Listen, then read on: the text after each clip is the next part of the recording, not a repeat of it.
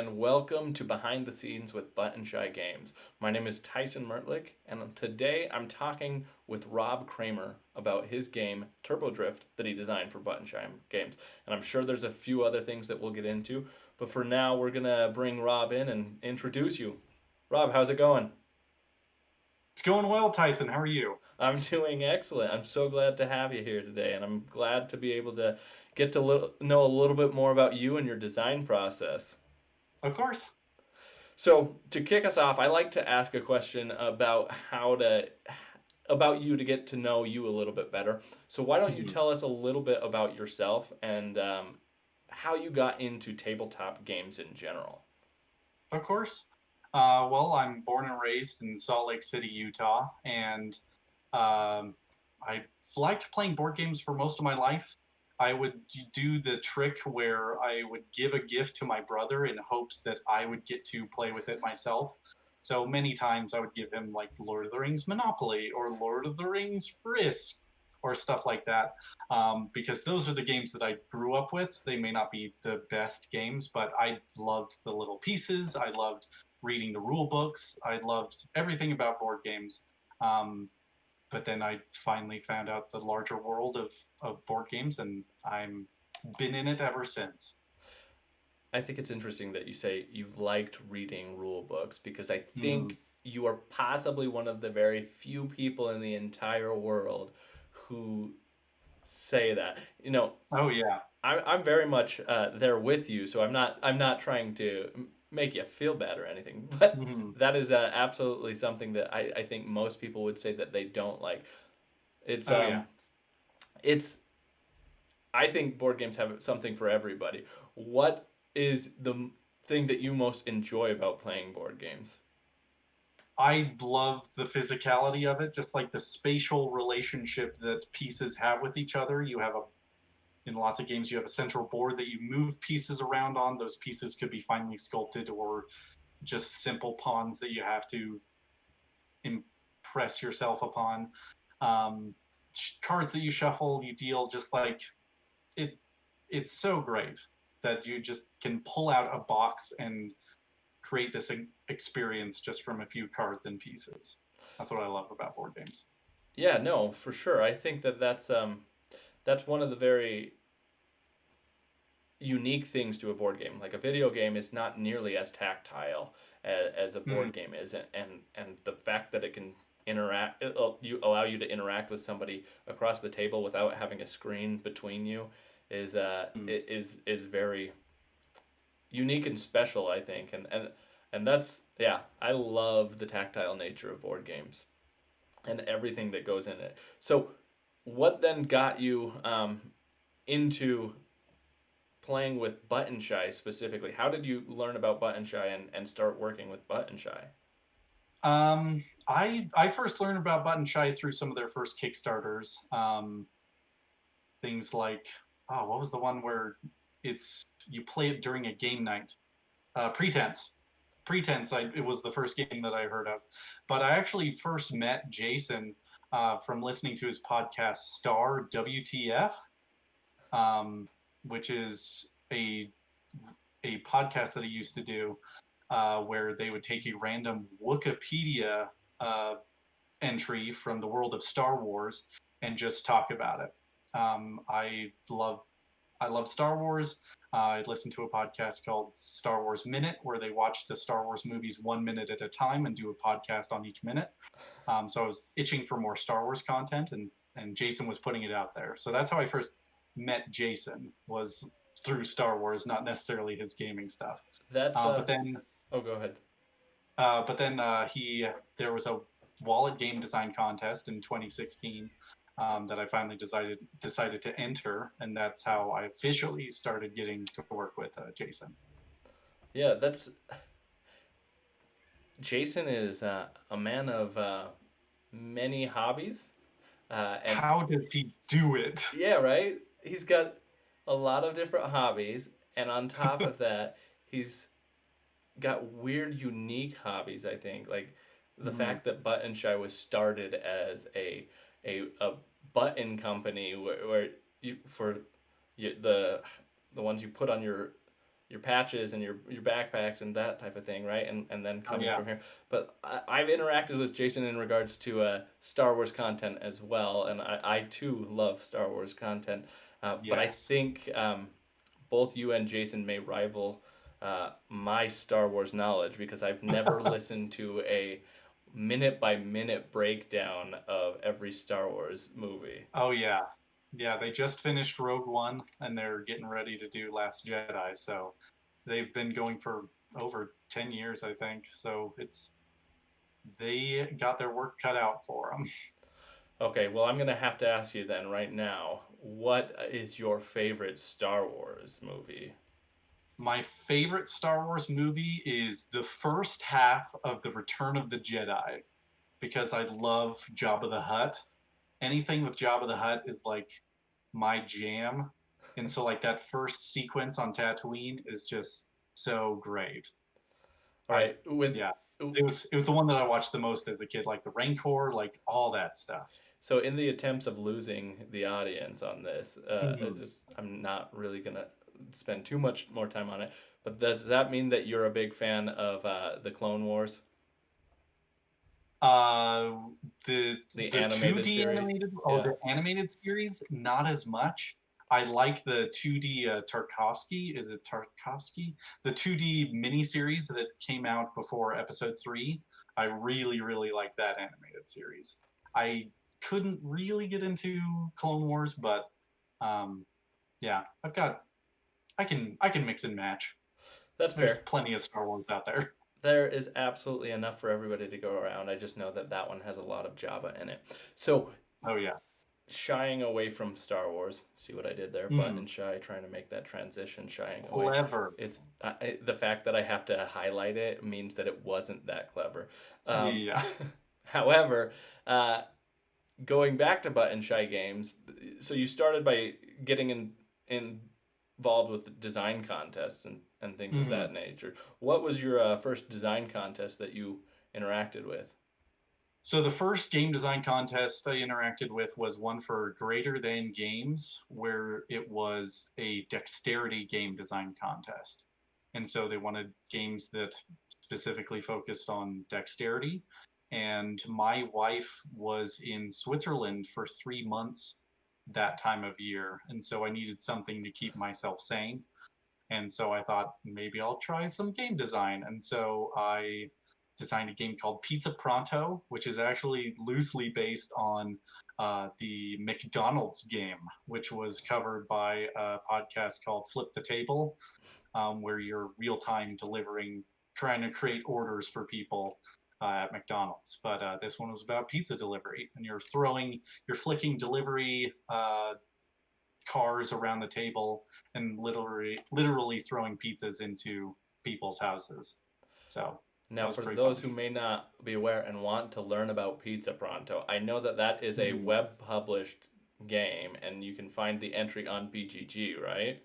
Yes. So it technically didn't get published, but I can give you the PNP files to anyone who wants them if you want to play a pretty crappy game about about pizza. I So, uh I think Button Shy has a history of um, interesting food games because I think Jason's one of Jason's early designs was the hot dogs game, which is oh, and we've discussed hot dogs is actually also based on the McDonald's game. So it's it's a thing. so it sounds like you had a connection with Button Shy from the get go. Um, Oh yeah. so then design contests sound like a good source for you to have gotten into game design as well as Oh yeah. into Button Shy. How many designs or how many games, quote unquote, would you say that you've designed at this point, whether or not those are or are not published? So in various states, I have about 17 games. Um, Three of them have been published. Two of them with Button Shy. One, the Grand Carnival with Uproarious Games, and then I'm really pushing hard for a fourth called Critter Grove. That's like my most completed designs. But then I have a lot that are just pieces, or I counted the ones that I made like physical prototypes for. So 17 games. Yeah, and that number sounds about right for having three published ones or things in the Oh yeah. works. I know that there's a lot of designers that have a ton of that. It makes me think that somebody like Reiner Knizia, who has like um, 200, 300, 400 games published, Hmm. how large must his list be of prototypes that are Yeah. unpublished? Because the whole process of design, from the little I've dabbled into it, is about iteration and coming up and throwing away good ideas to work on better ideas, and making that whole process get through. So you said you've got two published with Button Shy. Can you talk to us a Mhm. little bit about those games? Yeah, so technically, my first published game wasn't Turbo Drift, it was Skyscrapers. Skyscrapers was a 9 card game that was designed for another Button Shy contest in the category of anything goes. And the reason it was in that category is that you actually bend and fold the cards. So I divided each card into 3 different sections, and you bend and fold those cards into interesting patterns. And you are working with or by yourself other people to build a tower of 9 cards. But this 9 card tower, because of the way these cards are folded, is not very stable. So that won that contest, and that actually came out a few months before Turbo Drift, even though Turbo Drift was the first game that I signed. Turbo Drift, I think, stole some of the spotlight Yes. from Skyscrapers, but I think that and that's probably what we'll be focusing on most today, is looking Oh at yeah. Turbo Drift. But it is fun to see those other designs and where they come from and how they get you from one point to the next, right? So Hmm. if somebody were just starting out in designing and you were to give them one piece of advice, what advice would you give them, and how would that impact based off of where you are now as a designer, having multiple things published versus where you've been?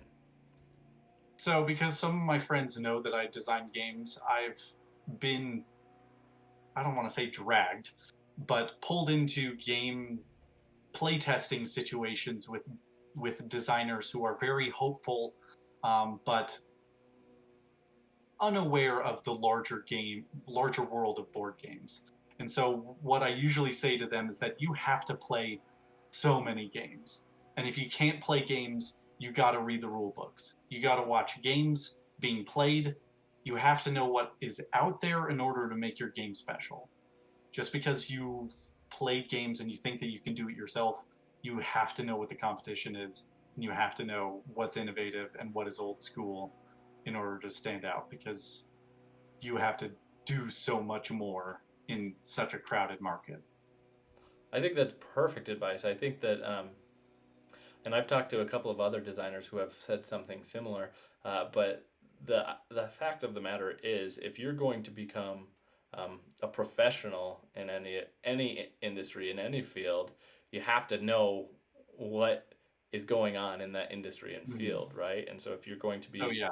become a professional designer in any capacity, you need to know what designs are out there. I like the emphasis you've placed on making sure to read rule books as well, not just play Mm-hmm. games, but read rule books Oh yeah. and understand exactly how rules are written and conveyed. Because unlike some other mediums like video games, etc., um, you don't have the luxury of somebody being able to just sit down and start playing that game on out of the box and just know Oh what they're yeah. doing, because there's no tutorial service. So that rule book is arguably one of the most um, important features. Have you done a lot of work understanding? And I know you mentioned from a early age you were interested in reading rule books.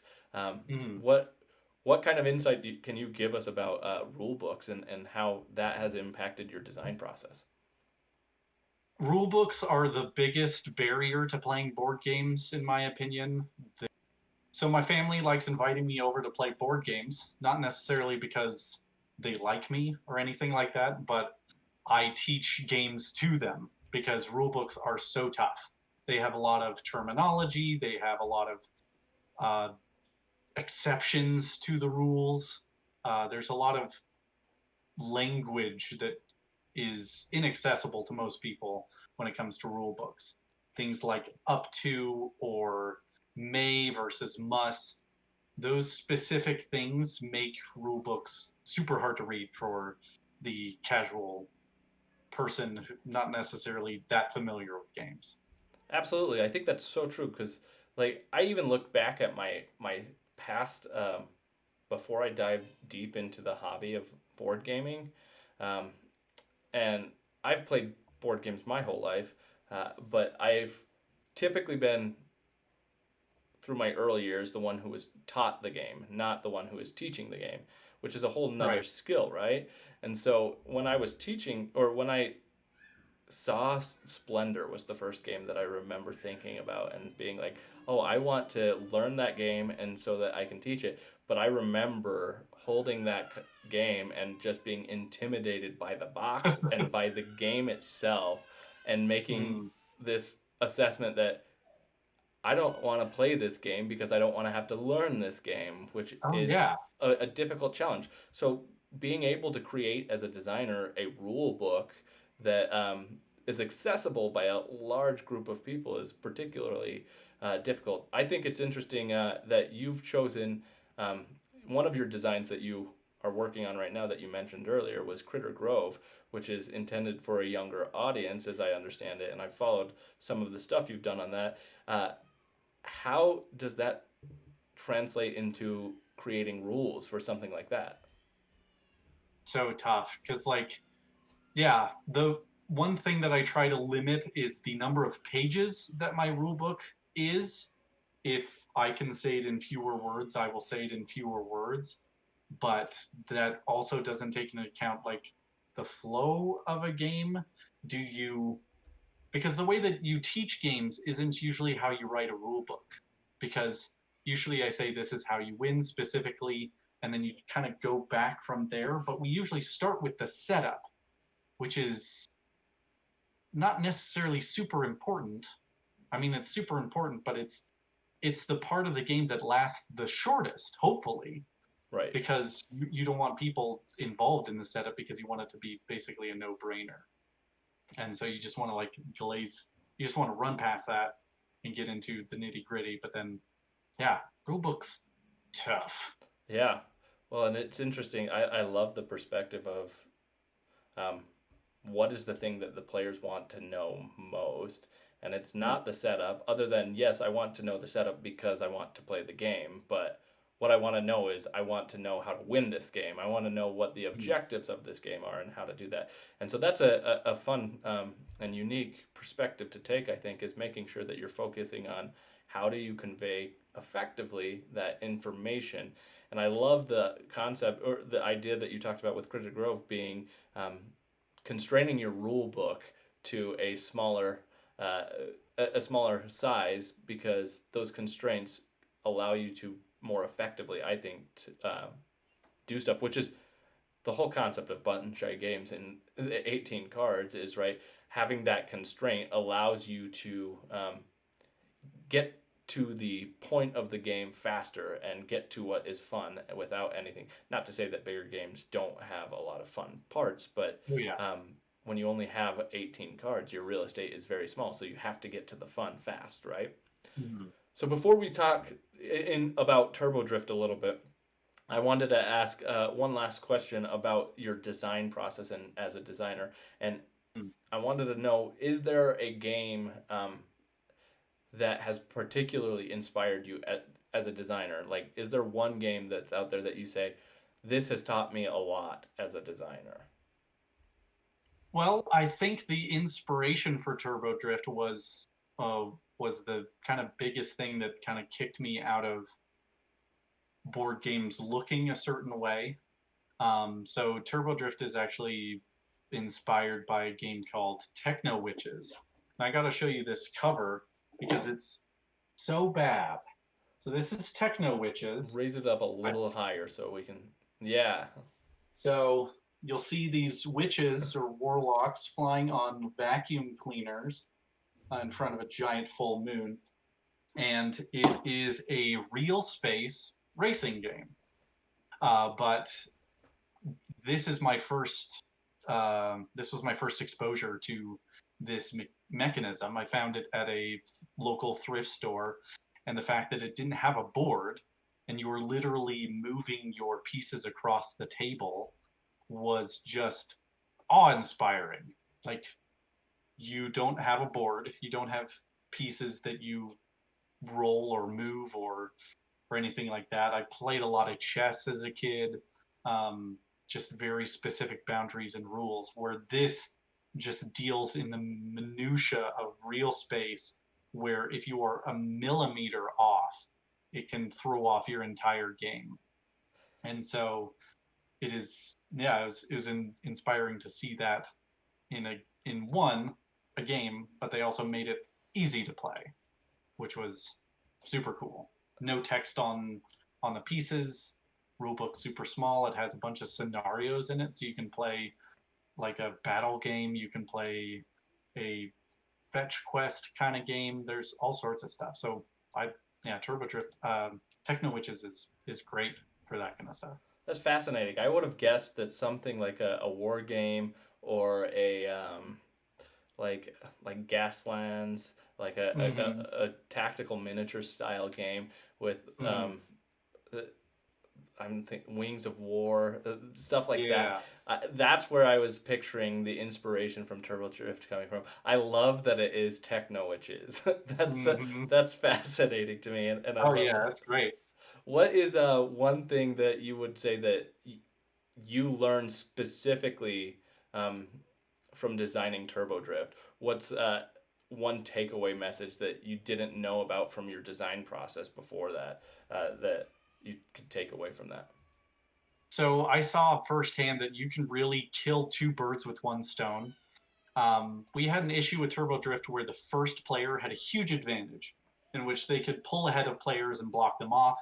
Another problem was that taking one card to drive wasn't special. You could pick one, two, or three cards to drive. One was super careful, but it didn't have any additional benefit beyond that. And so nobody was taking one card. But then Jason had the brilliant idea of adding a first player card, and the player that took the only one card during the round could choose the first player for the next round. So this let players who were playing last of the round basically take two turns in a row, giving them a chance to pull ahead of players that were ahead of them. So Jason solved two problems with one card, and so that I'm super impressed with Jason as a developer because he's able to see problems, these sticky situations that these prototypes come to him, and he's able to kind of polish them off. And it was so elegant, so smooth, and I'm just super happy that he got to work on it.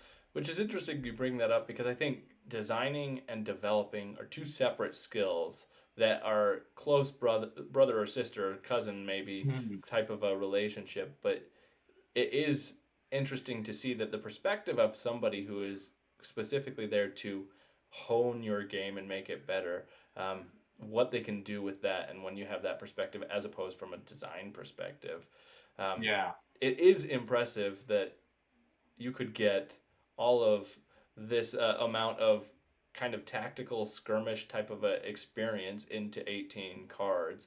It's particularly the fact that like you're saying Jason was able to utilize multiple things for the purpose of one card so as to Mm. maximize that real estate. Um, what kinds of things did you find that you had to cut out that you wanted in initially? So I initially had the finish line be the wallet, and if you talk to Jason for any amount of time, that's one of the first things you'll learn about him is that do not use the wallet as a component in the game unless it absolutely makes sense.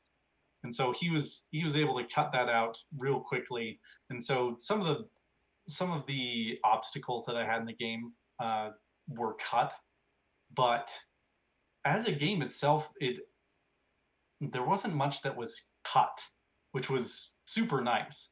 Um, if anything, I wanted to add.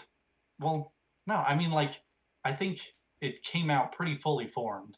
I even added the nitro mechanism on the day that I submitted the pitch video for the contest. So that got in under the wire, but then it turned out to be exactly what I wanted, and that was able to stick in the design from the very beginning. So that was very nice.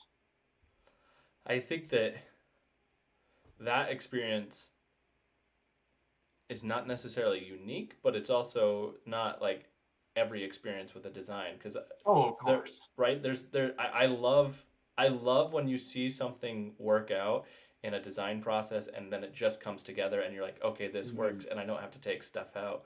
But there are times as Yeah. well that you do have to take stuff out and that can be difficult.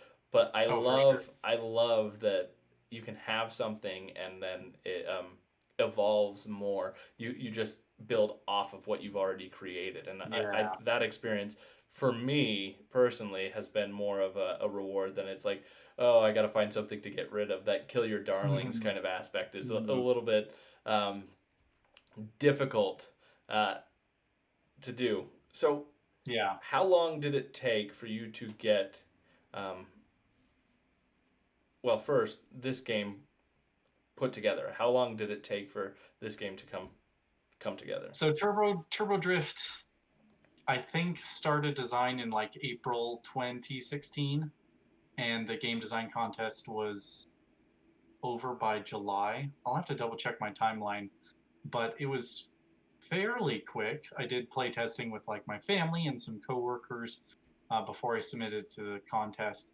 Um, but yeah, it came together pretty well, and then it was published. It was published in like March of 2017, and so the largest process was I think just waiting for art and all that kind of stuff. But playtesting with Jason and with coworkers helped make sure that we were on the right track. And So less than a year total, I would say. you sent me a number of images and pictures and things like that. And you talk about art and that process. And I like showing a lot of the design and development process of things. Oh And yeah. so there are a number of things here. It's fun to see the growth of the process. You started with hand drawn cards and sleeved like pictures of it. And it's interesting to see as you go, then your printed copies and how that comes. Um, what kinds of experiences did you have once you started getting like art on there? It was bonkers because I talking with Jason about specifically the kind of setting or feeling that we wanted. I stumbled across an image from an artist called Mark Boardman of Hang on his one art in second. a Japanese parking lot. Just this kind of blocky, this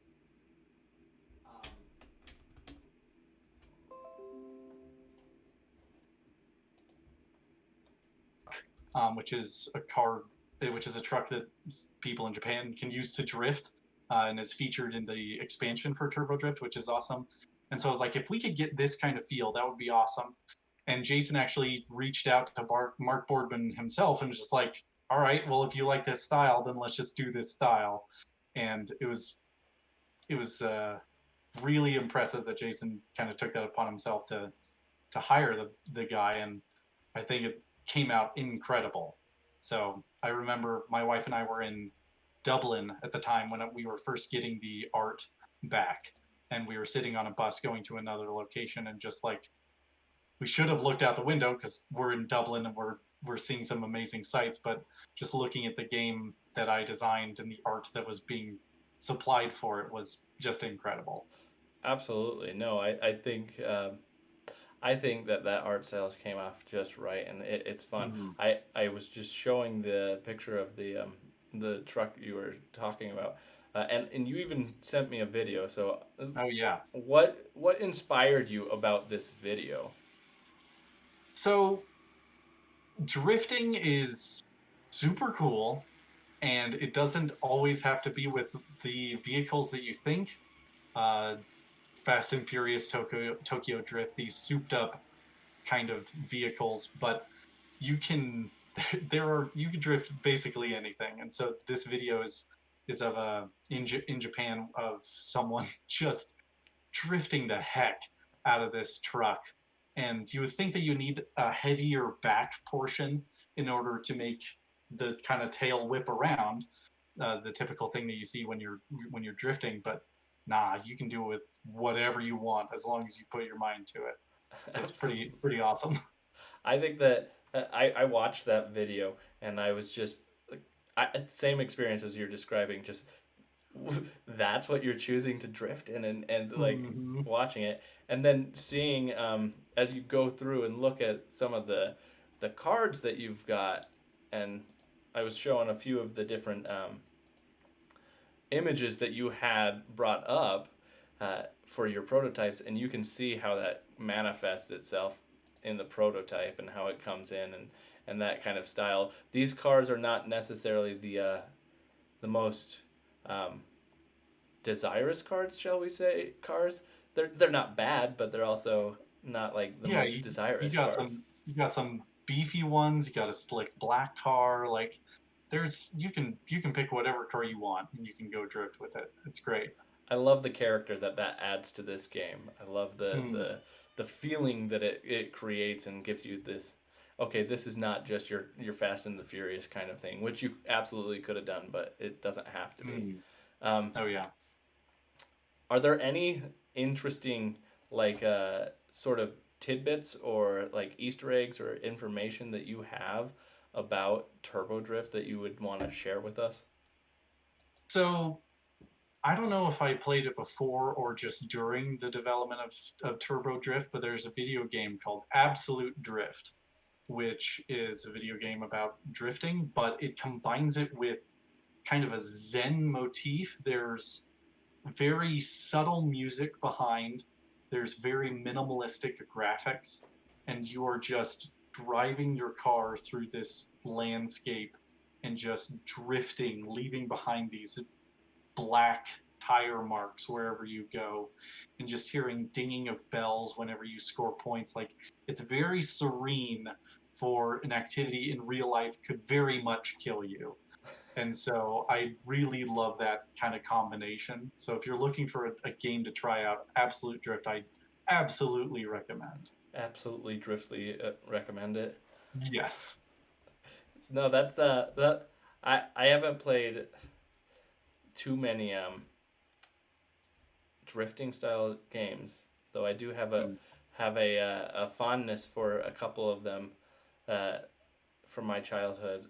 What is the Road Rash game and Carmageddon, and there's a Nice. number of other ones that are like that. So I'll have to check that one out for sure. Before Yeah. we close out, I usually like to ask a number of questions uh, in regards to just getting to know you a little bit Oh, better. yeah. And so these are kind of like just spitfire questions in which I'll just ask you, and first thing kind of that comes to mind, we'll Go go for it. for. So,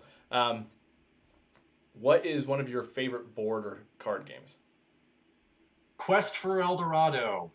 It's one of my favorite Reiner Knizia games, deck building and racing through a jungle. I love it because you're just looking at the board. You're trying to figure out what your deck would look like in order to tackle those obstacles. It's great. I love it. Absolutely. It there's a reason it's a Reiner Knizia has so many games is because Yeah. they're good, right? Um, what's one of your other hobbies outside of um, board games? So I really like following the sport of Blaseball. Blaseball is a simulated sport that is held online and on Discord servers, where a simulated season of Blaseball it takes place, where fantasy teams like the Philly Pies or the Hades Tigers or the Houston Spies, Boston Flowers, that kind of stuff, they face off in games where rogue empires can incinerate players, other players can be trapped inside giant peanut shells, uh, birds attack people. There's all kinds of stuff. So there's simulated readouts, and then fans go and create lore and fan work and amazing pictures and music behind all of it. It's a fantastic community that I highly recommend checking out if you are looking for kind of a sports itch in this day and age. It sounds like one of the most preposterous, ridiculous things ever, but like in the most wonderful and wholesome way. And Oh, it's so great. you'd mentioned it before we started recording, and it's definitely one that I'm gonna have to check out because it sounds absolutely wonderful. Oh yeah, Um, highly recommend. so last question: uh, if you could visit anywhere in the world, or just travel, visit there, in spite of COVID times, uh, where would you go and why? My wife and I have been super lucky to travel to a lot of different places, but we haven't been able to get to Japan yet. And my dad lived in Okinawa for a brief period of time because my grandpa was in the military. And so I've had a small connection to the place that I've been super interested in.